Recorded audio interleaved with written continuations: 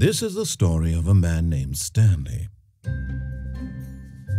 Stanley worked for a company in a big building where he was employee number 427. Employee number 427's job was simple. He sat at his desk in room 427 and he pushed buttons on a keyboard. Orders came to him through a monitor on his desk, telling him what buttons to push, how long to push them, and in what order. This is what employee 427 did every day of every month of every year. And although others might have considered it soul-rending, Stanley relished every moment that the orders came in, as though he had been made exactly for this job. And Stanley was happy. And then one day, something very peculiar happened. Something that would forever change Stanley. Something he would never quite forget. He had been at his desk for nearly an hour when he realized that not one single order had arrived on the monitor for him to follow. No one had showed up to give him instructions, call a meeting, or even say hi. Never in all his years at the company had this happened, this complete isolation. Something was very clearly wrong. Shocked, frozen solid, Stanley found himself unable to move for the longest time. But as he came to his wits and regained his senses, he got up from his desk and stepped out of his office. All of his co-workers were gone. What could it mean? Stanley decided to go to the meeting room. Perhaps he had simply missed a memo. No matter how hard Stanley looked, he couldn't find a trace of his co-workers.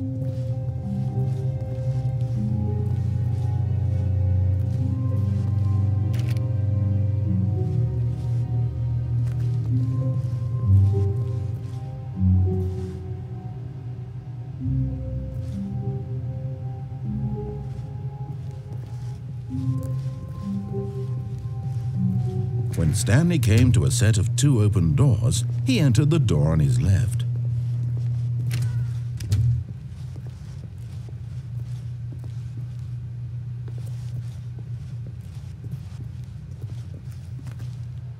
Yet there was not a single person here either.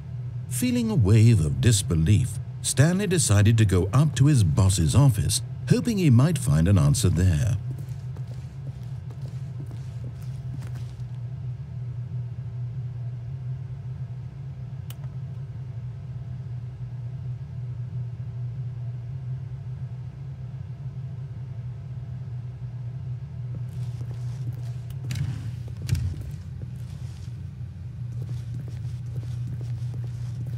Coming to a staircase, Stanley walked upstairs to his boss's office.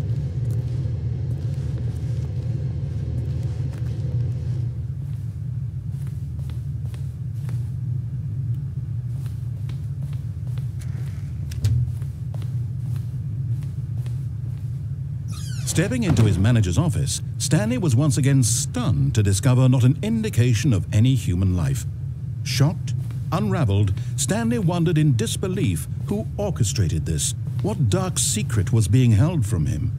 What he could not have known was that the keypad behind the boss's desk guarded the terrible truth that his boss had been keeping from him. And so the boss had assigned it an extra secret PIN number, 2845. But of course, Stanley, yet incredibly, by simply pushing random buttons on the keypad, Stanley happened to input the correct code by sheer luck. Amazing. He stepped into the newly opened passageway.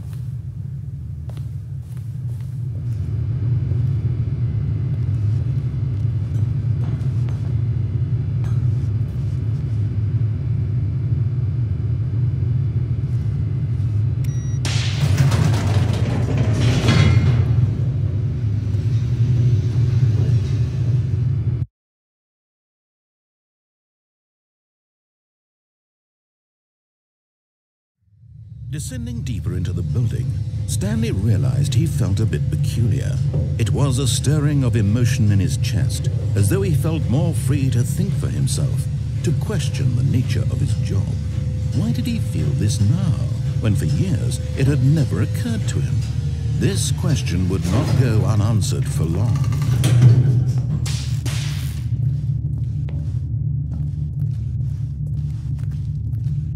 Stanley walked straight ahead through the large door that read Mind Control Facility.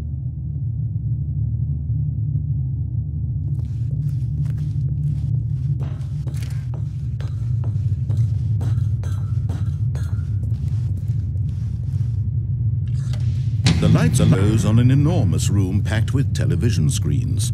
What horrible secret did this place hold? Stanley thought to himself. Did he have the strength to find out?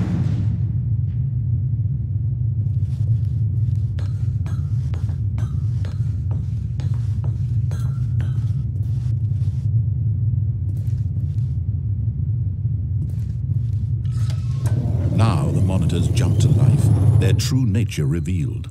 Each bore the number of an employee in the building, Stanley's co-workers. The lives of so many individuals reduced to images on a screen, and Stanley, one of them, eternally monitored in this place where freedom meant nothing.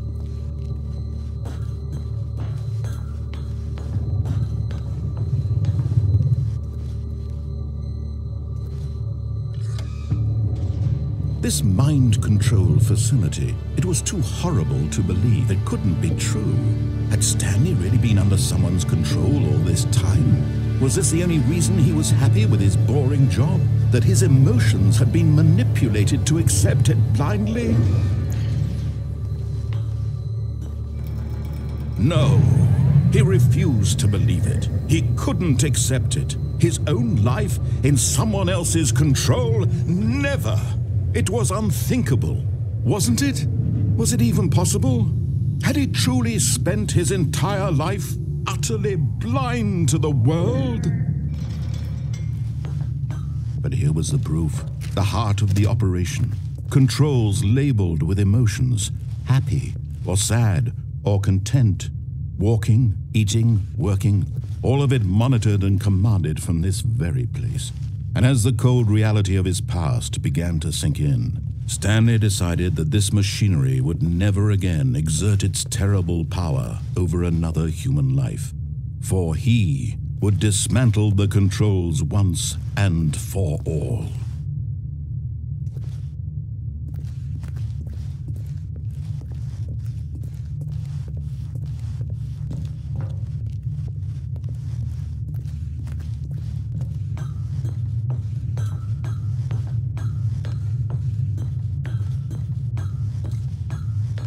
And when at last he found the source of the room's power, he knew it was his duty, his obligation, to put an end to this horrible place and to everything it stood for.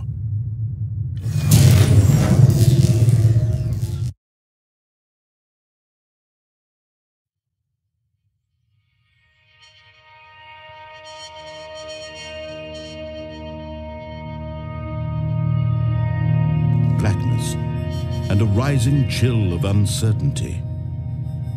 Was it over?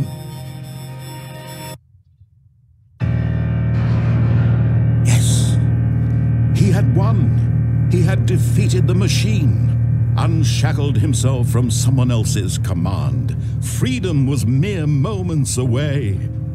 And yet, even as the immense door slowly opened, Stanley reflected on how many puzzles still lay unsolved.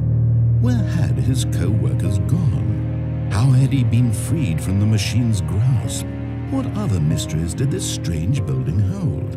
But as sunlight streamed into the chamber, he realized none of this mattered to him, for it was not knowledge or even power that he had been seeking, but happiness. Perhaps his goal had not been to understand, but to let go. No longer would anyone tell him where to go, what to do, or how to feel. Whatever life he lives, it will be his. And that was all he needed to know. It was perhaps the only thing worth knowing. Stanley stepped through the open door. Stanley felt the cool breeze upon his skin, the feeling of liberation, the immense possibility of the new path before him. This was exactly the way, right now, that things were meant to happen. And Stanley was happy.